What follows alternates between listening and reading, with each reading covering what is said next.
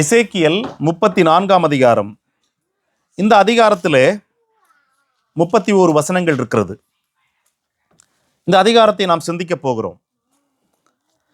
இந்த அதிகாரத்திலே கடவுள் ஏறக்குறைய 5 செய்திகளை கொடுக்கிறார்.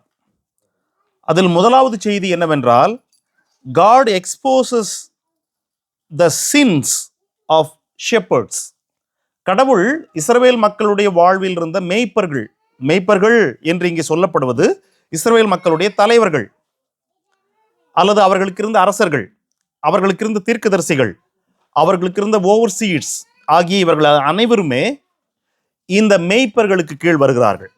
அந்த மேய்ப்பர்கள் என்கிற பெயரில் வருகிறார்கள். ஆகவே கடவுள் இஸ்ரவேல் மக்களுடைய மேய்ப்பர்களுடைய பாவங்களை இங்கே எக்ஸ்போஸ் பண்றாரு. How they are self-seeking attitude people. அந்த மேய்ப்பர்கள் எப்படி தங்கள் சுயநலத்தை தேடினார்கள் என்பதையும், how they are greedy, அவர்கள் எவ்வளவு greedy உள்ளவர்கள் என்றும், how they are careless over their sheep, ஆடுகள் மீது கவனமில்லாத நிலையில் அவர்கள் எப்படி இருக்கிறார்கள் என்கிற இந்த 3 காரியத்தையும் வெளிப்படுத்துகிறார். இது முதல் செய்தி. அடுத்ததாக, God pronounced the judgment on that evil shepherds. கடவுள் அந்த மோசமான சுயநலமுள்ள கிரீடி உள்ள கேர்லெஸ்னஸா இருக்கிறதான அந்த மேய்ப்பர்கள் மீது நியாய தீர்ப்பை அறிவிக்கிறார். மூன்றாவதாக, God pronounced judgment between fat sheep and lean sheep. கொழுமையான ஆடுகளுக்கும் மெலிந்து போன அல்லது ஒடுக்கப்பட்ட சிறுமைப்பட்ட ஆடுகளுக்கும் இடையிலே கடவுள் ஒரு நியாய தீர்ப்பை அறிவிக்கிறார். நான்காவது, God promise a good and caring shepherd. அதற்கு பின்பு God giving a blessing word என்கிற இந்த 5 செய்திகள் இதில் அடங்கியிருக்கிறது. நாம் இந்த செய்திகளை ஒவ்வொன்றாய் பார்க்கலாம். இந்த 34ஆம் அதிகாரத்தினுடைய 2ஆம் வசனம் பாருங்கள். மனுபுத்திரனே, இஸ்ரவேலின் மேய்ப்பருக்கு விரோதமாக தீர்க்க தரிசனம் சொல்லு. நீ தீர்க்க தரிசனம் சொல்லி அவர்களோடு சொல்ல வேண்டியது என்ன என்றால், கர்த்தராகிய ஆண்டவர் மேய்ப்பர்களுக்கு சொல்லுகிறார், தங்களையே மேய்க்கிற இஸ்ரவேலின் மேய்ப்பர் அவர்களுக்கு ஐயோ! மேய்ப்பர் அல்லவா மந்தையை மேய்க்க வேண்டும். ஒரு மேய்ப்பனுடைய இயல்பான வேலை என்ன? அவனுக்கு ஏன் மேய்ப்பன் என்று பெயர்? ஆடுகள் வெளியே புல் பூண்டுகள் அல்லது மரம் இலைகள் இருக்கிற இடத்திற்கு போனால், அல்லது மாடுகள் போனால் அவைகள் சாப்பிடும் அல்லவா? ஆக அவைகள் புல்லையும் பூண்டையும் கடித்து சாப்பிடுவதை தான் மேய்ப்பது, மேய்ச்சல் என்று சொல்ல முடியும். ஆகவே அதற்கு நேராக நடத்துகிற வேலையை செய்கிற மனிதர்கள் யாராயிருந்தாலும் அவர்களுக்கு மேய்ப்பர் என்று பெயர். கடவுள் சொல்லுகிறார், மேய்ப்பர்கள் அல்லவா மந்தையை மேய்க்க வேண்டும். ஆனால் இந்த மேய்ப்பர்கள் தங்களையே மேய்த்துக் கொள்ளுகிறார்கள். அவங்க எப்படி தங்களை மேய்த்துக் கொள்ளுகிறார்களா? அடுத்த வசனம் சொல்லுது, நீங்கள் நெய்யை சாப்பிடுகிறீர்கள். நெய் எதிலிருந்து வருது? பால்ல இருந்து வருது. பாலை காய்ச்சி வெண்ணெயாக்கி வெண்ணெயை உருக்கி நெய்யாய் மாற்றுவார்கள். ஆக அந்த பால் எதிலிருந்து வருது? இவர்களுக்கு கீழ் இருக்கிறதான, இவர்களுடைய கண்காணிப்பில் இருக்கிறதான ஆடுகள் அல்லது மாடுகள் இல்லையா? கடவுள் சொல்றாரு, நீங்கள் நெய்யை சாப்பிடுகிறீர்கள், which means ஆடுகளில் இருந்து பலனை எடுக்கிறீர்கள், பாலை எடுத்துக் கொள்ளுகிறீர்கள், எடுத்து நெய்யாய் மாற்றுகிறீர்கள், நீங்கள் சாப்பிடுகிறீர்கள். ஆட்டு மயிரை நீங்கள் உங்களுக்கு உடுப்பாய் நெய்து கொள்ளுகிறீர்கள், பயன்படுத்துகிறீர்கள். கொழுத்த ஆட்டை அடிக்கிறீர்கள். You are slaughter a fat sheep. ரொம்ப இருக்கிறதுலே ரொம்ப கொழுமையா இருக்கிற ஆடுகளை வெட்டி சாப்பிடுறீங்க. மந்தையையோ மேய்க்காமற் போகிறீர்கள். This is a condition. அந்த இஸ்ரவேல் மக்களுடைய வாழ்விலே அவர்களுடைய மோசமான ஒரு நிலைக்கு, என்ன மோசமான நிலை என்றால், கடவுள் அவர்கள் மீது ஒரு பெரிய நியாய தீர்ப்பை கொடுக்க வேண்டிய நிலைமை ஏற்பட்டதற்கான காரணம் என்ன? அந்த நியாய தீர்ப்பு அவர்கள் தங்கள் சொந்த தேசத்திலிருந்து சிதறி போகும்படியாய், சிறையாய் போகும்படியாய், பல்வேறு உலகத்தின் பகுதிகளுக்கு ஓடிவிடும்படியாய், உயிருக்கு பயந்து ஏற்பட்டதற்கான காரணம் என்ன என்றால், அவர்கள் மீது வைக்கப்பட்ட மேய்ப்பர்கள் தங்களை மேய்த்து கொண்டார்கள். மட்டுமல்ல, இந்த ஆடுகளாகிய, நம்ம எப்பவுமே இந்த மேய்ப்பர் ஆடுகள் என்று சொல்லும்போது நம்மளுடைய எண்ணத்தில் வர வேண்டியது இஸ்ரவேல் மக்கள், அவர்களுடைய தலைவர்கள். அதை அப்போ எப்பவுமே அப்படி எடுத்துக்கோங்க.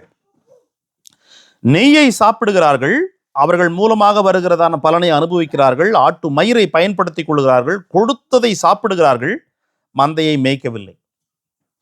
மந்தையை மேய்க்கவில்லை, தங்களை மேய்த்துக் கொள்ளுகிறார்கள். அடுத்து 4ஆம் வசனம் பாருங்க.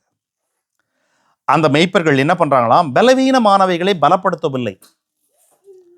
குழந்தைங்க பிறக்குது ஹாஸ்பிட்டல்ல, ப்ரீ மெச்சூர்ட் பேபிஸ் உண்டு, முன்னாடியே பிறந்துடுற பிள்ளைங்க. என்ன பண்ணுவாங்க? அந்த பிள்ளை இயல்பாய் தன்னில் தானே உணவு சாப்பிட்டு, அதாவது உணவு என்றால் பால் குடித்து இயல்பாய் வாழ்வதற்கான நிலை பெறும் வரைக்கும் அவங்கள சிறப்பு மருத்துவ பிரிவில் வச்சு பாதுகாக்கிறாங்க. அதை பலப்படுத்துகிறாங்க. பலப்படுத்தி அது பலனடைந்த பின்பு தான் ஹாஸ்பிட்டல் இருந்து வீட்டுக்கு அனுப்புறாங்க. தென் அந்த பிள்ளை எல்லா பிள்ளையும் போல இயல்பாகவே எல்லா காரியங்களையும் செய்து கொள்ளுது. ஆக பலவீனமாய் இருக்கிற அந்த குழந்தையை பிறந்த போது உடனடியாக மருத்துவ குழு கண்காணிப்பில் எடுத்து பலப்படுத்துகிறார்கள், சிகிச்சை மூலமாக. இல்லையா? கடவுள் சொல்றாரு, இந்த மேய்ப்பனாகிய இவர்கள் பலவீனமான ஆடுகளை பலப்படுத்தவில்லை. அதுக்கப்புறம் என்ன? நசல் கொண்டவைகளை குணமாக்கவில்லை. நசல் என்றால் புண். சீழ் வந்து கொண்டிருக்கிறது. அதாவது ஆடு போகுது, எங்கேயோ ஒரு பாறையில இடிச்சிக்குது, ஒரு குச்சியில இடிச்சிக்குது, ஒரு பள்ளத்திலிருந்து விழுந்துருது, ஒரு புண் ஆயிடுது, அல்லது ஒரு ஆடு குத்துவதனாலே ஒரு புண் வந்துடுது. இப்படி பல்வேறு காரியங்கள் ஏற்பட்ட அந்த நசல் பிடித்து போன ஒரு ஆடு இந்த மேய்ப்பன் பார்க்கிறான், கண்டுகொள்வதே இல்லை. ஏனென்றால் அவனுக்கு அந்த ஆட்டு மேல அக்கறை இல்லை. ஆகவே நசல் பிடித்ததை குணமாக்கவில்லை.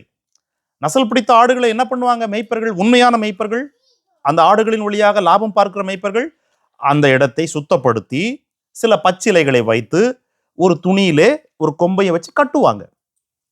கட்டி ஒரு நாள்லேருந்து ஒரு வாரம் பீரியட்ல அது தண்ணியில் தானே சரியாயிடும்.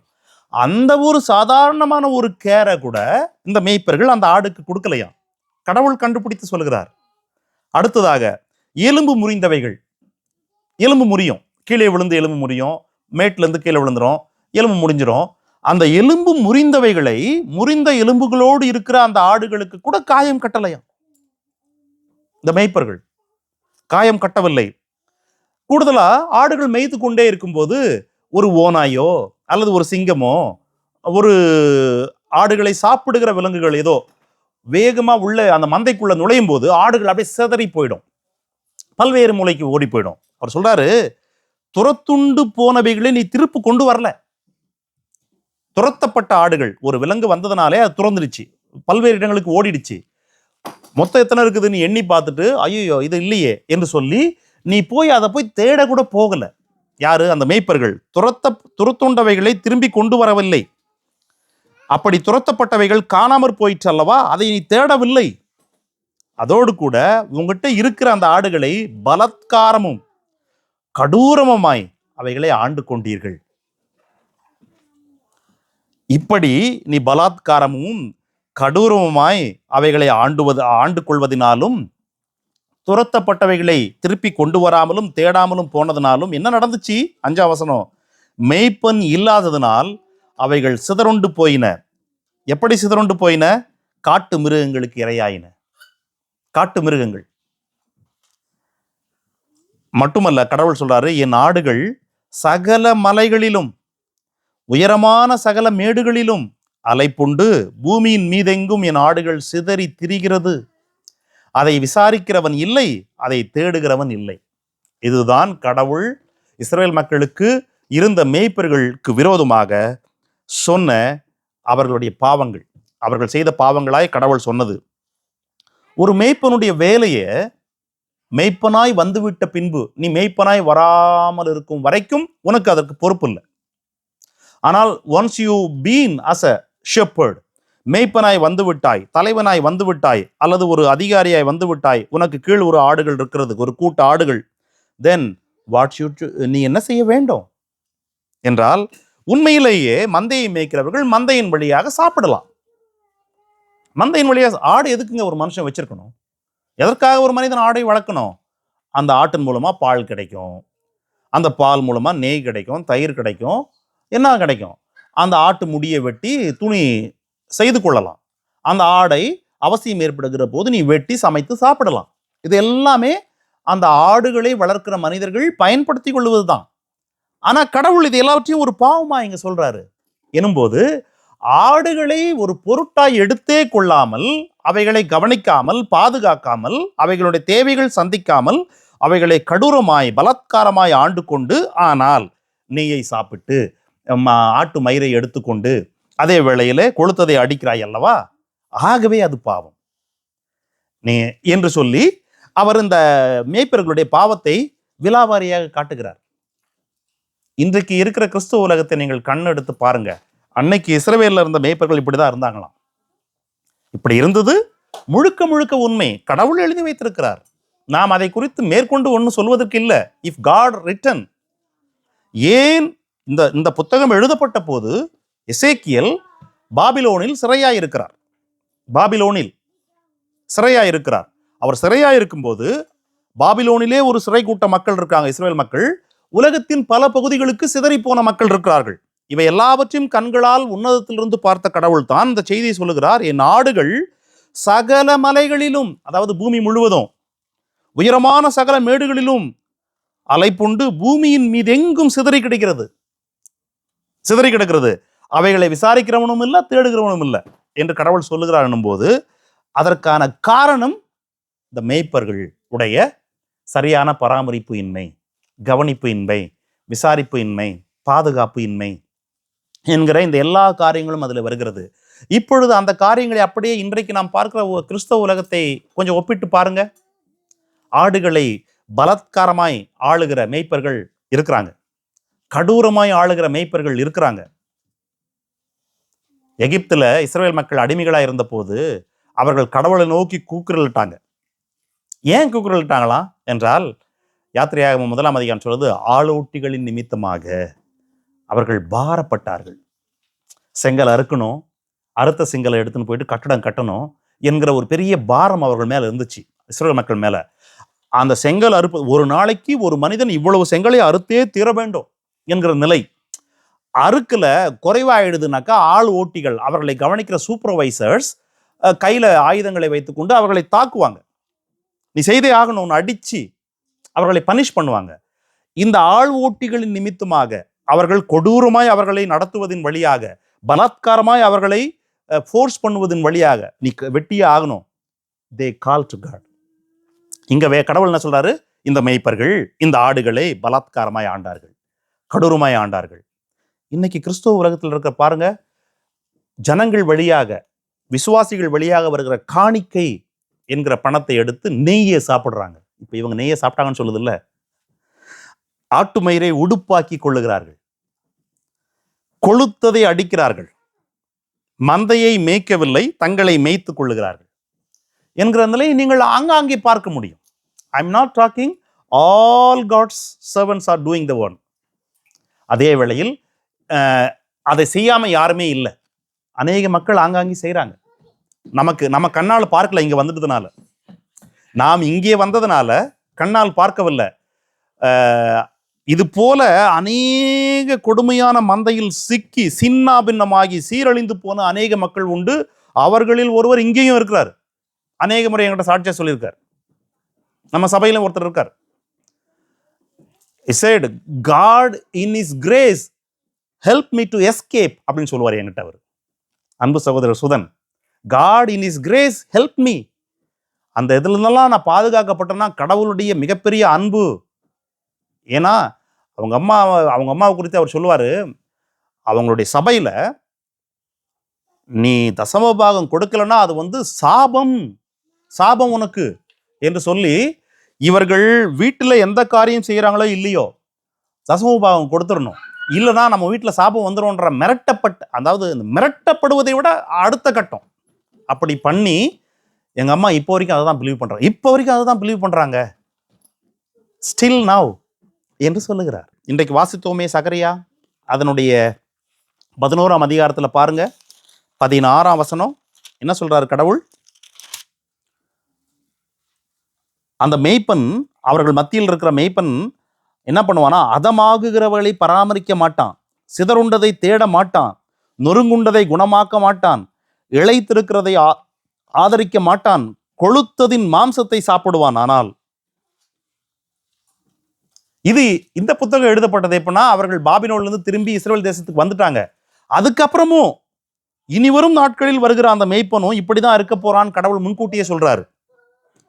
பராமரிக்காமல், சிதறுண்டதை தேடாமல், நொறுங்குண்டதை குணமாக்காமல், இளைத்திருக்கிறதை, அதாவது பலவீனமாய் இருக்கிறதை ஆதரிக்காமல், கொழுத்ததை மட்டுமே சாப்பிட்டு இருக்கிற ஒரு மேய்ப்பன். சக்கரையா 11:3, மேய்ப்பர்களின் மகிமை அழிந்து போனபடியால் அவர்கள் அலறுகிற சத்தம் கேட்கிறது. தமிழ்ல இப்படித்தானே எழுதியிருக்குது. நீங்க ஆங்கில வசனம் படிச்சு பாருங்க. they weep. யார்? அவர்கள் அழுவார்களாம். எதற்காக அழுவார்கள் என்றால், ஆடுகள் எல்லாம் அவருக்கு அந்த மேய்ப்பர்களிலிருந்து பறிக்கப்பட்டாயிற்று. ஆடுகள் சாப்பிட வேண்டிய புல் பூண்டுகள் முளைகிறதான அந்த நல்ல நிலம், இந்த யோர்தான், அதை பாருங்க, யோர்தானின் பெருமை அழிந்து போனது. அந்த நல்ல செழிப்பான நிலம் அழிந்து போனதுனால, கடவுள் அப்படி செய்வதனால ஆடுகள் இல்லை. ஆகவே அவர்கள் அழுகிறாங்க, போலி கண்ணீர் வடிக்கிறாங்க. ஆடுகள் கைகளில் இருந்த போது கவனிக்கவில்லை, அவைகளை பலவீனமாக இருந்தவைகளை பலப்படுத்தவில்லை, காயத்தை ஆற்றவில்லை, மேய்க்கவில்லை. ஆனால் அவர்களுடைய மேய்ச்சல் நிலம் அழிந்த பின்பு அவங்க அழுறாங்களாம், போலி கண்ணீர் வடிக்கிறாங்க. Because their means of earning money is gone. பணம் சம்பாதிப்பதற்கு அல்லது உணவு சம்பாதிப்பதற்கு, தாங்கள் ஆடம்பரமாய் வாழ்வதற்கு இருந்த வழி அடைபட்டு போயிற்றே என்று அழுகிறார்கள். ஆனால் அவர்களுடைய அழுகையை கடவுள் சரியாய் பார்க்கிறார். ஆனால் அவர்கள் அழுவது இந்த உலகத்திற்கு எப்படி தெரியும் என்றால், ஐயோ ஆடுகளுக்கு உணவு இல்லை என்பது போல. ஆனால் கடவுள் சொல்றார், no no no no, they cry because of their means of earning money was shut down.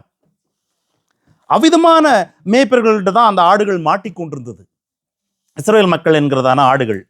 அடுத்ததாக பாருங்க, அந்த மேய்ப்பர்களுக்கு கடவுள் கொடுக்கிறதான நியாய தீர்ப்பு என்ன சொல்றாரு? 7ஆம் வசனத்திலிருந்து 10ஆம் வசனம் வரைக்கும் கடவுள் சொல்றாரு அதை.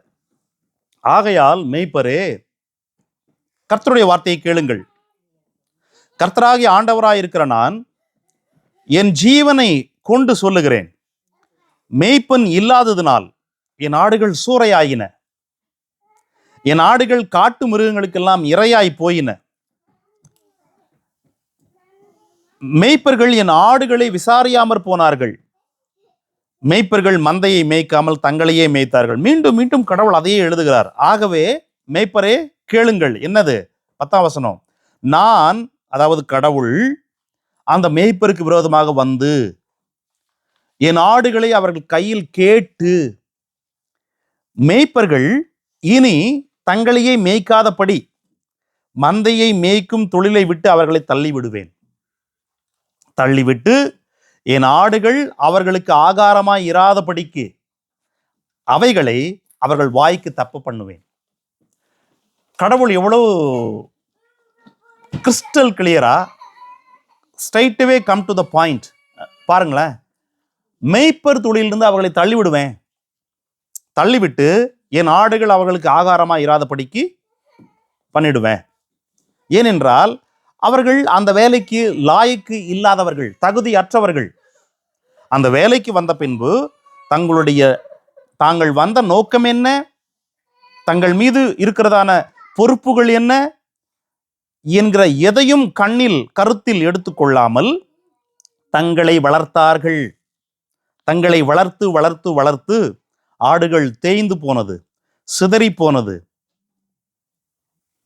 கடவுள் சொல்றாரு, நான் ஐ வில் பிரிங் ஜட்ஜ்மெண்ட், நான் உங்கள் மீது என் நியாய தீர்ப்பை கொண்டு வருவேன்.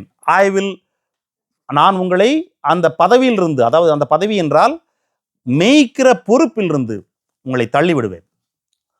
தள்ளிவிடுறது மட்டும் இல்லை, உங்க கையில் இருந்த எல்லா ஆடுகளையும் வாங்கிக் கொள்வேன் என்றார். I will take it all the sheep from you, எடுத்துக்கொள்வேன், எடுத்துக்கொண்டு பொறுப்பில் இருந்து உங்களை தள்ளிவிடுவேன். இனிமேல் உனக்கு ஆகாரம் கிடைக்காது, விச் மீன்ஸ் என்னுடைய ஆடு உன்னுடைய ஆகாரமா இருக்காது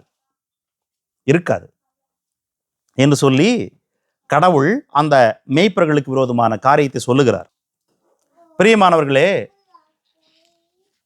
இன்றைக்கு இருக்கிற ஊழியங்களை நாம் இங்கே இருப்பதனால நமக்கு அநேக கதவுகள் அடைக்கப்பட்டிருக்கிறது. அநேக காரியங்களை நாம் பார்ப்பதில்லை, செய்திகளாய் கேட்பதில்லை. ஆனால் கிறிஸ்தவ உலகத்தில் தங்களுக்கு கீழ் இருக்கிறதான விசுவாசிகளை கொடூரமாய் ஆட்டி படைக்கிற அநேக ஊழியர்கள் உண்டு. அவங்களை கண்ட்ரோல் பண்றது, அவங்களுடைய எல்லா விஷயத்திலையும் அவர்கள் முடிவெடுக்கிற உரிமைகள் உட்பட எல்லாவற்றிலையுமே இந்த மேய்ப்பர்கள் அவங்கள போய் கண்ட்ரோல் பண்றாங்க. ஆனால் அவர்களில் இளைத்தவன் யாராவது இருந்தால், பொருளாதாரத்தில் இளைத்தவன் என்று யாரா இருந்தால், அவர்களை ஒரு பொருட்டா எடுத்துக்கிறதே இல்லை. அவர்களை போய் ஆறுதல் படுத்துவது, சந்திப்பது என்று சொல்லி செய்யறதில்லை. ஆனால் அவர்களில் பணம் பெருத்தவன் யாராவது இருந்தா அவர்களுக்கு இவர்கள் ரொம்ப சப்போர்ட்டிவா இருந்து அவர்களுடைய ஆதரவை விரும்பி, அவர்களால் வருகிறதான நன்மையை விரும்பி அவர்கள் துதி பாடுகிற அநேக மேய்ப்பர்கள் இருக்காங்க இன்னைக்கு உலகத்துல. அவிதமான காரியத்துல கடவுளுடைய பார்வை என்ன, கடவுள் அந்த ஆடுகளுக்காக எவ்வளவு அக்கறை கொள்ளுகிறார் என்கிற காரியத்தை பார்க்க வேண்டும். மூன்றாவது, கடவுளுடைய judgment between fat sheep and lean sheep.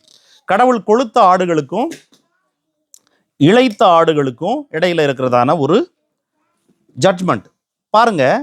16ஆம் வசனத்தினுடைய கடைசி லைன், நியாயத்துக்கு தக்கதாய் அந்த ஆடுகளை மேய்த்து புஷ்டியும் பலமுமானவைகளை அழிப்பேன்.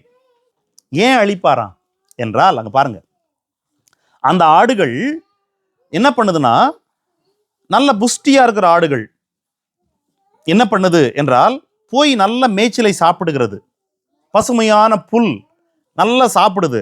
அதுக்கு வயிறு நிறைஞ்ச உடனே தன் கால்களால் மீதி இருக்கிற புல்லை நன்றாக மெரித்து மற்ற ஆடுகள் சாப்பிடக்கூடாதபடிக்கு அதை நாசமாக்கிடுது. நீங்கள் நல்ல மேய்ச்சலை மேய்ந்து உங்கள் மேய்ச்சலில் மீதியானதை உங்கள் கால்களால் மிதிக்கிறீர்கள். யாரு? கொழுமையான ஆடு, புஷ்டியான ஆடு. தெளிந்த தண்ணீரை குடித்து மீதியா இருக்கிறதை உங்கள் கால்களால் குழப்பி போடுகிறீர்கள். தண்ணி குடிக்க போற முதல் ஆடு, ரொம்ப புஷ்டியான ஆடு, குடிச்சிட்டு அப்படியே விலகி வர்றதில்லை. அதனுடைய ஆட்டிடியூட் அங்க வெளிப்படுது, தண்ணியை கலக்கி விட்டுறது. அமர்ந்த தண்ணீர் அண்டையில் கடவுள் நடத்துகிறேன் என்று சொல்லுகிறார். ஆனால் அமர்ந்த தண்ணீர் அண்டைக்கு போகிற இந்த கொழுத்த ஆடு குடித்து விட்டு வரல, அந்த தண்ணியை கலக்கி விட்டுறது. மேய்ஞ்சிட்டு வரல, அந்த மேய்ச்சலை கலக்கி விட்டுறது கால்களால். அதனால இந்த இளைத்த ஆடுகள் அல்லது மற்ற ஆடுகள் சாப்பிட முடியாமல் குடிக்க முடியாமல் போயிடுதான். 19ஆம் வசனம், நீங்கள் உங்கள் கால்களால் மிதித்ததை மேயவோ உங்கள் கால்களால் குழப்பப்பட்டதை குடிக்கவோ வேண்டுமோ? ஆகவே நான் கொழுத்த ஆடுகளுக்கும் இளைத்த ஆடுகளுக்கும் இடையில் நியாய தீர்ப்பு பண்ணுவேன். இந்த ஆடுகள் என்ன பண்ணுது? பலவீனமான ஆடுகளை குத்தி தள்ளுதான் சாப்பிட வரும்போது. அடுத்த வசனம், 21ஆம் வசனம், தொடைகளில் குத்தி தள்ளுது. ஆடுங்க சண்டை போடுறத பார்த்துருக்கீங்களா? நான் பார்த்துருக்கிறேன். நான் ஆடு மேய்ச்சிருக்கனால எனக்கு தெரியும். ஒரு நல்ல உணவை சாப்பிட்டு இருக்கும்போது பக்கத்தில் இன்னொரு ஆடு மெதுவாக வாய்க்கு வந்துச்சுன்னா இது குத்தி தள்ளி விட்டுரும். எல்லாருமே அப்படிதான். ஆடுகள், மாடுகள், நாய்கள், பறவைகள் எல்லாமே தான் பண்ணுந்தான். பட் கடவுள் இங்க ஆடுகளை சொல்வதனால நம்ம சொல்றோம், இது என்ன பண்ணுது? பலவீனமா இருக்கிறவைகளை புறம்பாக்கி சிதற பண்ணும்படி அவைகளை பக்கத்திலிருந்தும் முன்னும் தொடையினாலும் தள்ளி உங்கள் கொம்புகளை கொண்டு முட்டுகிறீர்கள் என்று சொல்லிவிட்டு அவர் சொல்றாரு, நான் என் ஆடுகளை இனி சூறையாகாத படிக்கு ரட்சித்து ஆடுகளுக்கும் நியாயம் தீர்ப்பேன். ஆடுகளுக்கும் நியாயம் தீர்ப்பேன். ஆமா, இது ஆடுகளை பத்தி ஆனா சொல்லல. இட் வாஸ் டாக்கிங் அபவுட் இஸ்ரவேல் மக்கள்ல இருந்த கொழுமையான மக்கள், அதாவது மேய்ப்பர்களுக்கு கீழ் இருந்த ரொம்ப வசதி படைத்த ஒரு கூட்ட மக்களும் மேய்ப்பர்களுக்கு கீழ் இருந்த இளைத்த மக்களும் ஆகிய ரெண்டு கூட்டம். முதல்ல மேய்ப்பர்களுக்கும் மொத்த ஆடுகளுக்குமான ஒரு நியாய தீர்ப்பு. இப்பொழுது கொழுத்த மந்தைக்கும் இளைத்த மந்தைக்கும் இடையில இருக்கிற ஒரு நியாய தீர்ப்பு. அவர்கள் இப்படி நடந்து கொண்டாங்க. இன்னைக்கு கிறிஸ்துவ உலகத்துல போய் பாருங்க, பணம் இருக்குது என்கிற ஒரு மனுஷன் சபையில பண்ற அட்டகாசம் இருக்குது பாருங்க. ஒவ்வொரு சபையிலையும் சொல்லி மாளாது. அதிகாரம் இருக்குது என்பதற்காக சில விசுவாசிகள் பண்ற இது இருக்கு பாருங்க, கூட்டம் சேர்த்துக்கிட்டு சொல்லி மாளாது. இதுதான் அது. அதாவது ஆட்டுக்கும் ஆட்டுக்கும் இடையில கடவுள் இது சொல்லுதான். கொளுத்த ஆடு. எப்படிப்பா நீ கொளுத்துச்ச? ஏற்கனவே நல்லா சாப்பிட்ட, உங்ககிட்ட நல்லா இருக்குது ஏற்கனவே. இப்ப நீ கொளுத்து இருக்கிறல்ல, இளைத்த ஆடுகளை நீ என்ன பண்ற? புறம் தள்ளுற. அவைகள் சாப்பிட விடாதபடி பண்ற. இது உண்மை. இப்படிதான் இருக்கிறது உலகம். சபையும் இப்படிதான் இருக்குது. சபைக்குள்ளும் இப்படிதான் இருக்குதுங்க. ஆக கடவுள் சொல்றாரு, அந்த கொளுத்த ஆடுகளுக்கும் இளைத்த ஆடுகளுக்கும் இடையில நியாய தீர்ப்பு. சபையில பணம் வச்சதுதான் சட்டம்.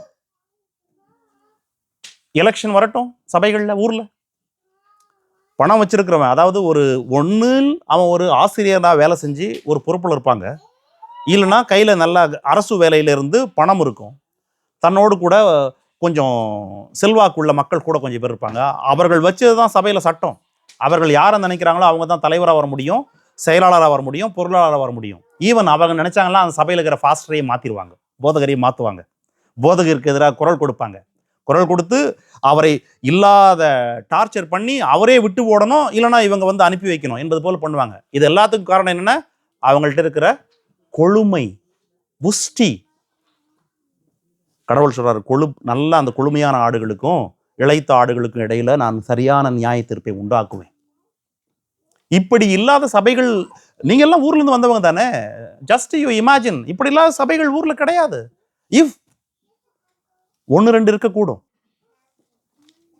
இப்படியான சூழ்நிலைக்குள் தள்ளுகிற அந்த கொளுத்த ஆடுகளை கடவுள் சொல்றாரு, நான் நியாயம் தீர்ப்பேன். நியாயம் தீர்ப்பேன்றதை விட அவர் என்ன சொல்றாருன்னா, நான் அழிப்பேன், புஷ்டியும் பலமும் உள்ளவைகளை அழிப்பேன். Take this word.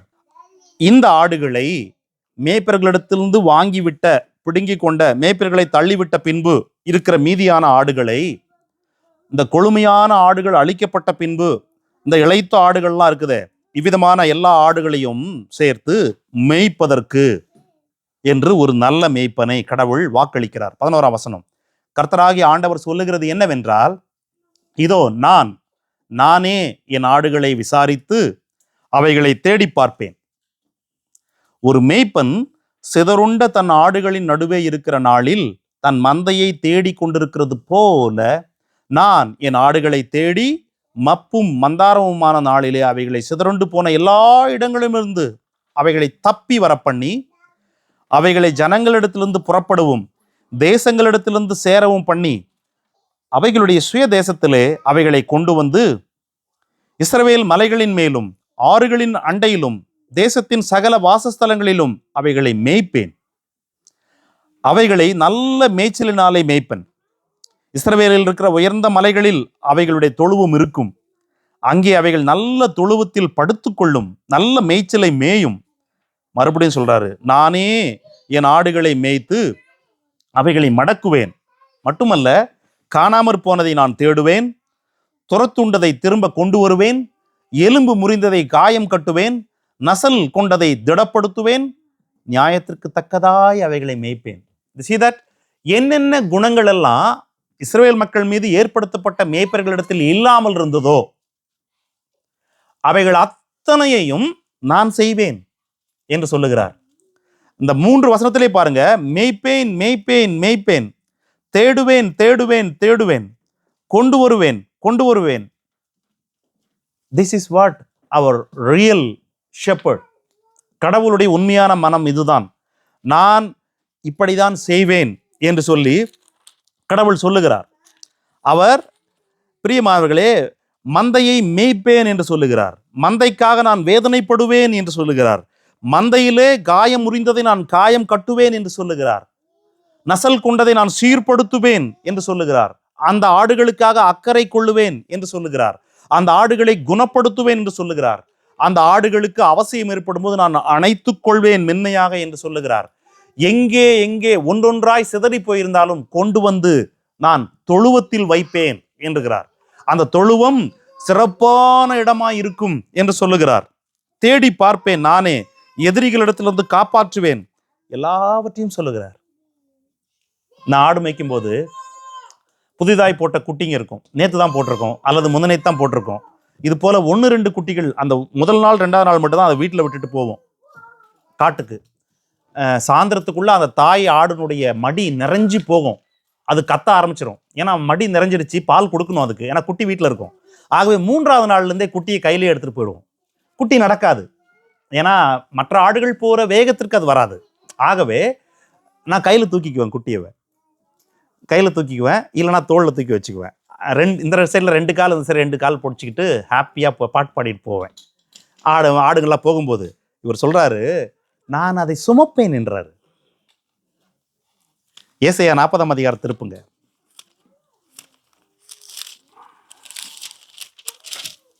பதினோராம் ஏசாயா 40:11. மேய்ப்பனை போல தமது மந்தையை மேய்ப்பார் கடவுள் தெரிந்து கொள்ளுகிறவர். ஆட்டுக்குட்டிகளை தமது புயத்தினாலே சேர்த்து தமது மடியிலே சுமந்து கறவல் ஆடுகளை மெதுவாய் நடத்துவார். பால் கொடுக்கிற ஆடுகளை வேகமா நடத்தினா it's not good for them. ஆகவே அவைகள் மெதுவா நடப்பதற்கு அனுமதிக்கணும் பால் கொடுக்கிற ஆடுகளை.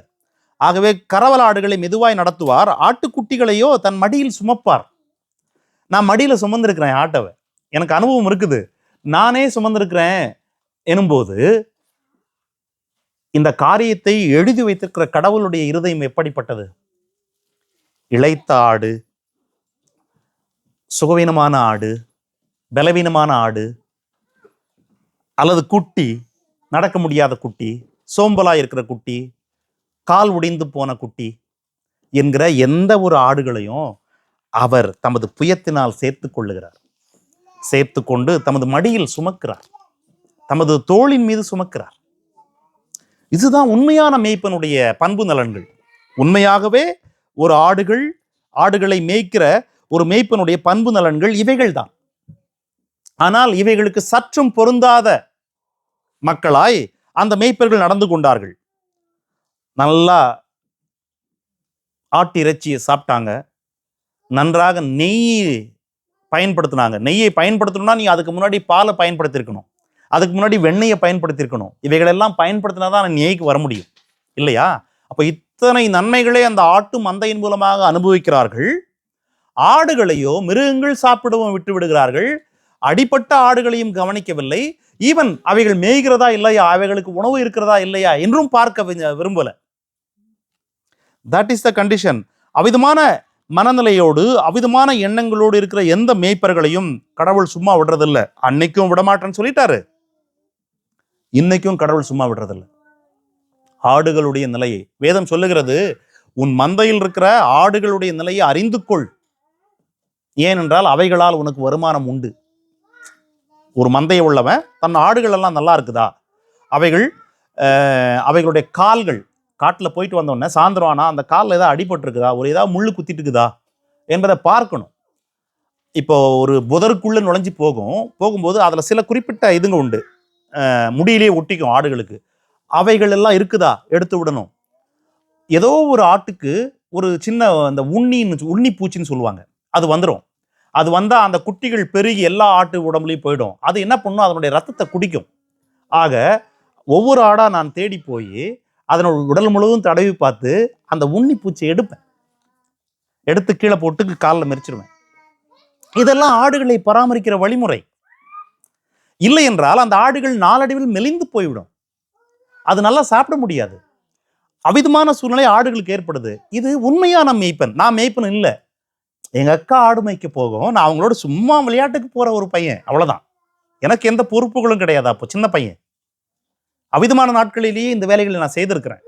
அப்போ பொறுப்புள்ள எல்லா மனிதர்களையும் உருவாக்கி இஸ்ரவேலை தெரிந்து கொண்டு மேய்ப்பர்கள் கொடுத்து மேய்ப்பர்களால் பாதிக்கப்பட்டு வேதனையை அனுபவித்து இப்போ மேய்ப்பனை தள்ளிவிட்ட பின்பு நான் மேய்க்கிறேன் என்ற பொறுப்பை எடுத்துக்கொள்கிற கடவுள் எவ்வளவாய் செய்வார். அதான் அவர் சொல்றாரு, நான் சுமப்பேன், காயம் கட்டுவேன், குணமாக்குவேன், கூட்டி சேர்ப்பேன், மேய்ப்பேன், எதிரிகளிடத்திலிருந்து காப்பாற்றுவேன். என் ஆடுகள் அந்த பொல்லாத மேய்ப்பர்களுக்கும் இரையாகுவதில்லை, இதுக்கு மேல காட்டு மிருகங்களுக்கும் இரையாவதில்லை. 2 கிட்ட இருந்து நான் காப்பாத்திடுவேன் இனிமே. எஸ் மை டியர், எந்த ஒரு ஊழியக்காரரையும் சார்ந்து கொள்ளாதீங்க, ஆனால் ஒரு ஊழியக்காரனுடைய அதிகாரத்தை ஏற்றுக்கொள்ளுங்கள். கடவுள் தான் அந்த அதிகாரத்தை உங்க மேல வச்சிருக்கிறாரு. ஆனால் அந்த ஊழியக்காரன் மீது சார்ந்து கொள்ளாதீங்க. It is God. கடவுள் மீது சார்ந்து கொள்ளுங்கள். கடவுளுடைய பலத்த கைகளுக்கு கீழ் அடங்கி இருங்கள். ஆனால் ஊழியக்காரனுடைய அதிகாரத்தை ஏற்றுக்கொள்ளுங்கள், அவ்வளவுதான். ஆனா don't depend on him alone. அந்த ஊழியக்காரன் உன்னுடைய அந்த மேய்ச்சல் அல்லது அவன் கொடுக்கிற வார்த்தைகள் கடவுளிடத்திலிருந்து வருகிறதா என்பதை பாருங்கள். கடவுளுடைய வார்த்தைகளின்படி உங்களை நடத்துகிறானா என்று பாருங்கள். If is there anywhere he leads you in his own ways, அவனுடைய சொந்த வழிகளிலே, அவனுடைய ஆதாயத்திற்காக, அந்த மேய்ப்பன் தன்னுடைய ஆதாயத்திற்காக, தனக்கு நன்மை வரும்படியாக ஏதாவது செய்யறானா, அவனை ஏற்றுக்கொள்ளாதீங்க. ஏனென்றால் அப்படியெல்லாம் அறியாமல் இருந்த அந்த ஆடுகளாகிய அந்த மக்கள் அதனுடைய பலனை அனுபவித்தார்கள், பாடுகளை அனுபவித்தார்கள். ஆகவே பிரியமானவர்களே, கடவுள் தானே மேய்ப்பனாக வந்து அந்த ஆடுகளை மேய்ப்பேன், மேய்த்து அவர்களை விசாரித்து அவர்கள் பசுமையும் செழுமையுமான மலைகளின் மீது சாப்பிடுவதற்கு, அதாவது மேய்ச்சலை மேய்வதற்கு நான் வாய்ப்பு கொடுப்பேன். அவைகள் படுத்து ஓய்வெடுக்கும், நன்றாக சாப்பிடும் என்று சொல்லி வாக்கு கொடுக்கிறார். ஜஸ்ட் இமேஜின் த வே. நன்றாக ஒரு ஆட்டுக்கு என்னங்க வேணும்? நல்ல ஒரு மேய்ச்சல், சுற்றி மிருகங்கள் எதனுடைய எதற்கிட்ட இருந்து ஆபத்து இல்லாத ஒரு நிலை, அவ்வளவுதான். தாகம் எடுக்கும்போது தண்ணீர், இரவு நேரத்துல மிருகங்கள்ட்ட இருந்து ஒரு பாதுகாப்பு, ஓய்வெடுக்க ஒரு இடம், இவைகள் அத்தனையும் நான் தருகிறேன் என்கிறார். இவைகள் அத்தனையும் அவர்களுக்கு இதுவரைக்கும் கிடைக்காம இருந்தது. நியாயத்திற்கு தக்கதாய் மேய்ப்பார். நியாயம், அதாவது நம்மளுடைய கண்களுக்கு எது நியாயம் என்று தோன்றுகிறதோ அது அல்ல, அவருடைய நியாயத்திற்கு தக்கதாய். அதனாலதான் அவர் சொல்றாரு ஏசாயாவுல, கறவலாடுகளை மெதுவாய் நடத்துவார். அவருடைய நியாயம் அது. கறவலாடுகளை மெதுவாய் நடத்துவார். ஆதியாகமம் 31:38 முதல் பாருங்க. அங்கே யாக்கோபு என்கிறதான ஒரு மேய்ப்பன் அவருடைய மாமனார் ஆகிய லாபானிடத்தில் பேசுகிறான். என்ன சொல்றாருன்னா, நான் 20 வருஷ காலமாய் உம்மிடத்தில் இருந்தேன், உம்முடைய செம்மறி ஆடுகளும் உம்முடைய வெள்ளாடுகளும் சினை அழியவில்லை, உம்முடைய மந்தையின் கடாக்களை நான் தின்னவில்லை. அங்கிருந்த மேய்ப்பர்களை குறித்து என்ன பார்த்தோம்? கொழுமையானவைகளை அடித்து சாப்பிட்டாங்க. இவர் சொல்றாரு, உன் மந்தையில் இருந்த, எப்பவுமே கடா தான் கொழுமையா இருக்கும். ஒரு மந்தைக்கும் ஒரு 20 ஆடு 30 ஆடு 40 ஆடு இருக்கிற ஒரு மந்தையில 1 அல்லது 2 கடா இருந்தா போதும். அப்படிதான் வச்சிருப்பாங்க நார்மலா. அதுதான் புஷ்டியா இருக்கும். சொல்றாரு, உன் மந்தையில் இருந்த ஒரு கடாவையும் நான் சாப்பிடல யாக்கோபு. ஆனா அவங்க அந்த மந்தையில் இருந்த எல்லாவற்றையும் சாப்பிட்டுட்டு இருந்தாங்க அந்த மேய்ப்பர்கள். இவர் நான் சாப்பிடல அப்படின்றாரு. அதுக்கடுத்து வசனம் பாருங்க. பீருண்டதை, அதாவது ஏதோ ஒரு ஓனாயோ ஒரு சிங்கமோ ஏதோ ஒரு ஆட்டு மேல தாக்க வருது, ஆடு கொஞ்சம் தப்பிச்சிருது அடிபட்டு, அல்லது இவர் போய் காப்பாத்திடுறாரு, ஆனா பீரிடிச்சு, மேல ஒரு பூரல் வந்துருச்சு. பீருண்டதை நான் உம்மிடத்திற்கு கொண்டு வந்து அதற்கான வசூல் பண்ணல, நான் என்னுடைய ஆட்டை உனக்கு அதுக்கு பதில கொடுத்தேன். ஒருவேளை பீரிடுச்சுன்னா, ஏன்னா நான் தானே பாதுகாத்திருக்கணும். ஒருவேளை பீரல் உண்டுச்சா, நான் அதுக்கு பதில் கொடுத்துட்டேன் உனக்கு. பகலில் களவு போனது, இரவில் களவு போனது நான் உனக்கு திரும்ப கொடுத்துட்டேன். அந்த மேய்ப்பன் சொல்றாரு, வெயிலும் குளிரும் என்னை பட்சித்தது. பகல்ல வெயில், இரவிலே குளிர் என்னை பட்சித்தது. கண்களுக்கு தூக்கம் இல்லாமல் சொல்ற, என் கண்களுக்கு தூக்கம் தூரமாயிருந்தது. இதுதாங்க உண்மையான மேய்ப்பனுடைய நிலை. ஒரு மனிதனுடைய ஆடுகளை பொறுப்பில் எடுத்துக்கொண்டு வனாந்தரமான காடுகளுக்கு கொண்டு போய் மேய்க்கிற ஒரு மனிதன் தினசரி வீட்டுக்கு வர முடியாது. நான் ஆடு மேய்க்க போனப்போ தினசரி வந்துடுவேன் வீட்டுக்கு. பட் இவர்கள் தினசரி வருகிறவள் அல்ல. மாத கணக்கில், ஈவன் வருட கணக்கில் வரமாட்டாங்க வீட்டுக்கு. அங்கேயே பட்டி போட்டு இருப்பாங்க. ஆக கொண்டு போன ஆடு ஒருவேளை 300 ஆடா, திரும்ப அவர் ஒரு வருஷத்துல வரும்போது அது ஒருவேளை 600 ஆடா வரும். ஆகவே அவர் கொடுப்பதுதான் கணக்கு. வீட்டுக்கு இத்தனை ஆடு வந்துச்சுன்னு அவர் சொல்றாரு, நான் தூக்கம் என் கண்களுக்கு தூரமாயிருந்தது, பகலிலும் இரவிலும் அந்த வெப்பமும் குளிரும் என்னை பட்சித்தது. இப்படியெல்லாம் இருந்து ஒரு ஆடு கூட நான் சாப்பிடல, வெட்டி சாப்பிடல உன்னுடைய ஆடவை. இதுதான் மேய்ப்பனுடைய நிலை. இவ்விதமாய் மேய்க்க வேண்டிய மேய்ப்பர்களுக்கு பதில் அவர்கள் ஆடுகளை பதம் பார்த்தார்கள். எல்லா வகையிலும் ஆடுகளுடையதை பதம் பார்த்தாங்க, ஆடுகளையோ கவனிக்கவில்லை. ஆதியாகமும் 33 வசனம் 13-14. இங்கே யாக்கோபு லாபானிடத்தில் புறப்பட்டு தன் வீட்டுக்கு வருகிறான். வருகிற வழியிலே அவனுடைய அண்ணன் ஏசா அவனை சந்திக்க வருகிறான். சந்திக்க வந்து இருவரும் ஒருவர் சந்தித்து நலம் விசாரித்து கொண்ட பின்பு, கமான் வா, நாம் இப்பொழுது புறப்பட்டு போலாம், நான் உனக்கு பாதுகாப்பாக முன்னே நடந்து வருகிறேன் என்று 12ஆம் வசனத்துல சொல்றாரு. அப்போ யாக்கோபு சொல்றாரு, பிள்ளைகள், இளம் பிள்ளைகள், கறவையான ஆடு மாடுகள் என்னிடத்தில் இருக்கிறது. அவைகளை நான் ஒரு நாள் துரிதமாய் ஓட்டினாலே மந்தைகள் எல்லாம் செத்து போயிடும். ஒரு நாள் துரிதமாய் ஓட்டினாலே அவைகள் செத்து போய்விடும். ஆகவே நீர் போம், நான் மெதுவாக என் மந்தைகளின் கால்நடைக்கும் பிள்ளைகளின் கால்நடைக்கும் தக்கதாக அவைகளை மெதுவாய் நடத்தி கொண்டு வருகிறேன். See that? அங்க நம்ம ஏசாயா 40ஆம் அதிகாரத்துல கடவுளை குறித்து என்ன பார்த்தோம்? மெதுவாய் நடத்துவார், கறவலாடுகளை மெதுவாய் நடத்துவார், குட்டிகளை சுமப்பார், அரவணைத்துக் கொள்வார், மெதுவாய் நடத்துவார். இவன் சொல்றான் பாருங்க, இவனுடைய உண்மை, இவன் தான் உண்மையான மேய்ப்பன், the true shepherd. அவன் சொல்றான், பால் கொடுக்கிற ஆடுகளும் மாடுகளும் நிறைய என்கிட்ட இருக்குது, நிறைய குட்டிகள், அவைகள் ஈவன் என் பிள்ளைகளும் கூட சின்ன பிள்ளைங்க. ஆகவே வேகமாக உங்களைப் போல வளர்ந்த மனிதர்களாகிய, யுத்தத்திற்கு போக தகுதியான பெரிய மனிதர்களாகிய உங்களைப் போல வேகமாக என் பிள்ளைகளையோ அல்லது என் கறவலாடுகளையோ என் குட்டிகளையோ நான் நடத்தினால் மந்தையெல்லாம் ஒரே நாளில் மாண்டு போகும். ஆகவே நான் அவைகளை அவைகளினுடைய நடைக்கு தக்கதாய்,